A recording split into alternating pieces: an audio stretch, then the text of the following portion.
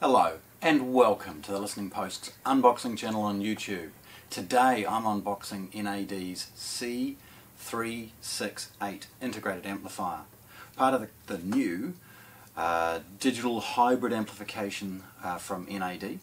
This one's got a modular design, so you can add excellent streaming services from BluOS.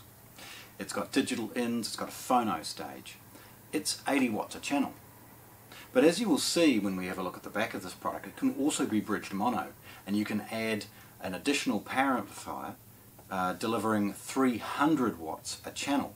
This is very, very unusual for anything in its class, and a wonderful opportunity for people who own this to make some upgrades later on. So awesome, awesome to see. Okay, so let's have a look. Firstly, NAD's packaging. Look, it's pretty muted and boring. It's brown. It's got a colour associated with the branding, of course, and then black. The hybrid integrated amp, obvious. It has got, oh yes, it's got a line drawing of the front of the unit on one side of the packaging and the back of the unit on the other. So it immediately sort of helps to delineate what you're purchasing, what's in the box, how you might plug it in and so on. On both ends, it's got scan information for model and serial number, and a little bit of information about freight and CTIX and other things like that. Now, this particular one has been opened by the distributor to put a New Zealand power cord in. There's a little sticker saying exactly that. Obviously, it's going to arrive, I'm unboxing this exactly as it would arrive to you in your home. Opening it's really, really straightforward. It's got that classic clear factory tape, and being a hybrid digital amplifier, it's not very heavy, so it's very straightforward as far as sort of moving it around. The top of the box is protected by an additional layer of cardboard, and I would suggest that that is simply there so that somebody who gets a little bit heavy-handed with a craft knife can't end up cutting anything inside. Looking into the box for the first time, you see an array of accessories and good, solid, closed cell packaging. Awesome to see. So, firstly, we've got a rudimentary connection guide. Now, this is just a quick setup. How to plug it in, where the power cord goes, all of those types of things, so you can feel a little bit more reassured about the inputs and outputs that it has. There's a small cardboard box off to one side, and in it is, of course, a New Zealand power cord. There's a small cardboard divider, and then an additional power cord. This one looks to be, I'm going to guess and say it from the US. Okay. Now over to this side, there's a lovely sort of accessory pack, delineated by some more internal packaging and a box. Now this slides open, revealing NAD's remote control, some AA batteries, and a Bluetooth Bluetooth aerial. The remote has a very similar look and feel throughout the range of all of their integrated amplifiers. The top of it, where it might get scratched cosmetically, is protected with an additional layer of plastic. The batteries slide through the base of the remote, giving a nice balance to it, and it fits well in the hand. The basic operations of volume and things that you would use all the time are easily navigated and located with your thumb, and it can be operated very, very easily left or right-handed.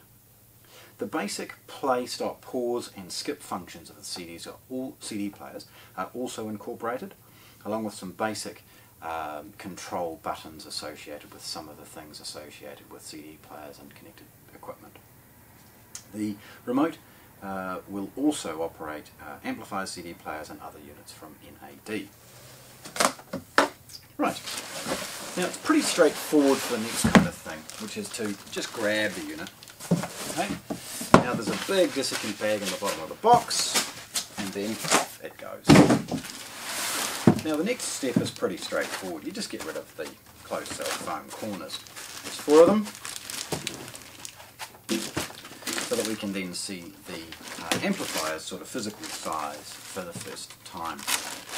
It's taped closed, although in this instance it was very straightforward to slide it open. The bag easily slid off.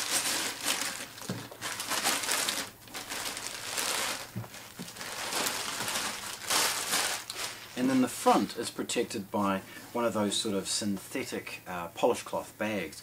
It's just sort of a pocket, so that it ensures that the front can't be scratched or otherwise damaged in transit. Okay, so let's look at this for the first time.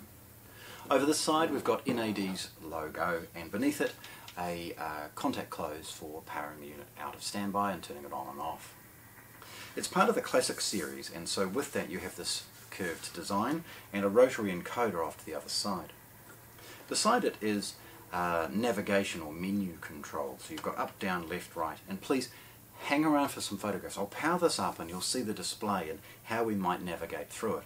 But you've got up, down, left, right and enter, all controlled from the control over here. It's got a 6 1/4 headphone output, and the headphone out's actually really good. Sure, it's no reference headphone amplifier, it's not $3,000 or $4,000 worth of headphone amplifier thrown in for free, but it's actually, given its price, a really good little extra. Towards the centre we've got the model and information about it, and a large display. If you look very carefully, there's a tiny little sensor for the infrared. You've got source selection left and right, and if you are patient enough and go through the setup, you can actually turn off unused inputs. So as you select through the only used ones, it means a quick navigation through the ins and outs.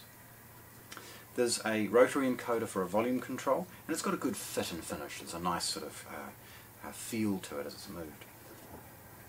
Tipping it forward for a moment, you'll see firstly, of course, the ventilation. This unit will run warm, and it's great to see that they've incorporated a good quality vents in a nice folded top. At the front we have the MDC, which we're going to I've already alluded to, but we're going to have a look at the back. There's a lovely fit and finish to this product. It's very well built, and it's got a great weight to it. You can see from the side it's not, well, it's kind of average in its depth. I wouldn't call it deep. It certainly needs to be about this depth to ensure that the circuit topography can be wonderfully laid out, and obviously sonically much better. At the rear, this is kind of where the magic happens. Now firstly, it's part of NAD's modular design construction, and it has 2 slots waiting for some upgrades. The most obvious, if this is going to be connected to a television, is to use the audio return channel from one of their HDMI boards. Or, probably the most obvious is to add the BluOS streaming module. For those, Blue Sound and BluOS is synonymous with the NAD brand, and it's wonderful to see that these upgrade modules can be added should you need them. The amplifiers with the module connected integrate with any number of different multi-room options that Blue Sound produce, and make very, very slick control over 15, 16 different streaming services. Makes it look slick and easy. Moving along, we have 2 optical digital inputs, simply labelled 1 and 2, and 2 coax just beside them. They're labelled with only numbers at this stage because you can choose to use the on-screen display to navigate through the menu and label them as to anything you might like. It might be the television, it might be some form of external player of some kind. You can label it for whatever you need. Above it is a USB simply for the purposes of servicing. I wouldn't be surprised if that's powered 5 volts and might charge a phone or something if required. Above that is the Bluetooth antenna, and that's very, very easy to screw on. Okay, nice and easy. Off to one side we see the dedicated moving magnet phono stage and a good solid ground. There's line 1 and line 2 clearly labelled, and then we've got pre-out / sub-out. Now the reason it's labelled in that way is that this could be utilised as a pre-out, again to slave to a large stereo power amplifier or Bridget mono and give yourself 300 watts a channel. But you can also in the setup use this to utilise a subwoofer output and adjust the frequency response down to that subwoofer appropriate to the speakers that you're utilising. It's a wonderful extra feature.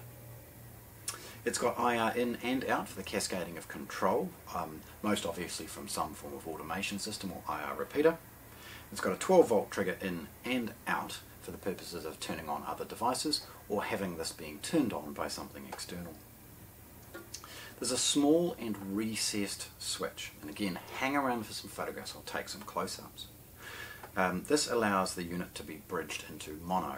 Now for those that might do that, it's important, I guess, you grab the manual, but look, it does say, it alludes to the wiring that is required here.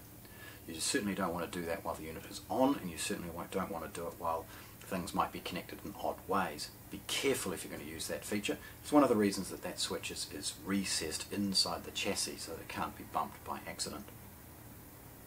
There is an A and B speaker terminal, and they're clearly labelled A and B, and then they're colour coded to ensure that there's no possibilities of mistakes made between positive and negative connections. It is worth noting at this point relating to those speakers that there is a warning label. This is a Class D amplifier. That means it has a significant amount of current and voltage available to it, and miswiring it could potentially create issues with either internal failures or of course destroying speakers if you do it wrong. So please proceed with caution. Over the side, the boring bits. We've got a traditional IEC input with a fuse holder and spare fuse, and then a good quality rocker switch for main power on and off. So there we have it. NAD's C368 80 watt stereo integrated amplifier, unboxed here at the Listening Post in Christchurch, New Zealand. Thanks for watching. If you want to see more, subscribe to our channel.